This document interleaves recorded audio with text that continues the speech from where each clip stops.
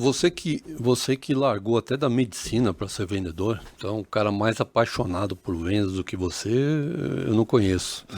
Ah, o vende, a área de vendas, ela é preconceituosa em termos de idade, quer dizer, o vendedor mais velho é menor, é melhor, é pior do que o vendedor mais novo? Como é que funciona essa questão da faixa etária e a área de vendas? Bom, eu me beneficio da minha idade. Aham. Por quê? Porque hoje as empresas me chamam e eu sou o mentor. Cláudio, qual é o caminho para isso? Vendedor, primeiro, vendedor é uma profissão, assim como qualquer outra. Certo. Muito mais difícil do que a medicina. Que puta, tá fudido com os médicos aí. Muito mais difícil que a medicina. Ué, por quê? Porque na cirurgia, se você erra, o cliente não volta para reclamar. E ali sim. A outra coisa, que você já deve ter visto isso daí, né? Quando acaba uma cirurgia complexa, tal, o médico sai para falar com a família. Doutor, como é que foi? Como é que foi? Olha, foi uma cirurgia difícil, complexa, foram mais de 8 horas, mas correu tudo bem. Agora está se recuperando, e agora a gente tem que esperar. Agora, está na mão de Deus. O que eu pude fazer, eu fiz. E esse tom de voz. Eu nunca vi um cara de vendas, um supervisor, o gerente dele chamar. E aí, como é que estão as vendas para esse mês? Vai fechar? Olha, tá um mês difícil. Fizemos tudo que era possível. Deu muito trabalho. Agora, Tá na mão de Deus. tá na mão de Deus. Cara, não tem essa, cara. Eu ainda vejo novos e velhos, mas mais os velhos.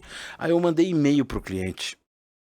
Mandei e-mail. Tá aí agora. O cara não faz follow-up e diz, e-mail. Cara, se e-mail fosse bom, chamaria inteiro. Não chamei e-mail, né? Era inteiro. E os caras fazem isso e tal. Então, tem vendedor velho que deveria se aposentar, não tenho dúvida alguma. E tem cara novo que tinha que entender mais de processo e ser um ser pensante. Pensante, não doutrinado. Tá, por que eu faço isso? Por que eu faço essa jornada? Por que eu faço isso aqui? Agora virou moda. Moda. Fala assim, o cara liga pra você, não sei o quê, faz sentido isso pra você? Legal, então vou colocar no teu radar.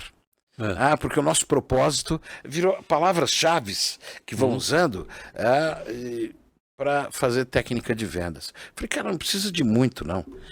Leia um livro chamado Spin Selling. Spin Selling. Você vai estar lendo o melhor livro de vendas, de técnicas. Esse negócio de pergunta aberta, fechada, resumo dos principais benefícios, que era o PSS que nós fizemos, quando estávamos em laboratório, isso daí. 1920. Cara, o cliente não tem mais saco para isso. Não tem mais saco.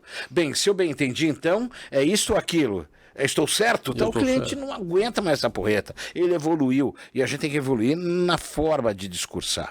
Então, quem tiver afim de estudar, de entender a complexidade, de entender de processo, porque já foi o tempo que o vendedor falou assim, chefe, você quer que eu faça relatório ou que eu venda? Bonitão, as duas. Eu vejo empresas que ainda não tem um job description de vendedor. Na década de 80 eu trabalhei em laboratório farmacêutico, início da década de 80. Você trabalhou? Início da de 90. Da de 90, eu início da de 80. Alberto, é o seguinte, cara, a gente sempre fez relatório, a gente sempre teve que fazer planejamento de visita, planejamento de vendas, planejamento disso e etc. Tinha que gerar informação para ir para o CRM, não tinha computador, a gente fazia tudo em fichinha, tinha que fazer anotação na ficha. E hoje os caras falam, mas tem que colocar aqui, o cara sabe onde que eu estou porque está o GPS. Eu não quero ser checado, eu quero ter liberdade. O cara ter liberdade vai morar numa ilha, meu.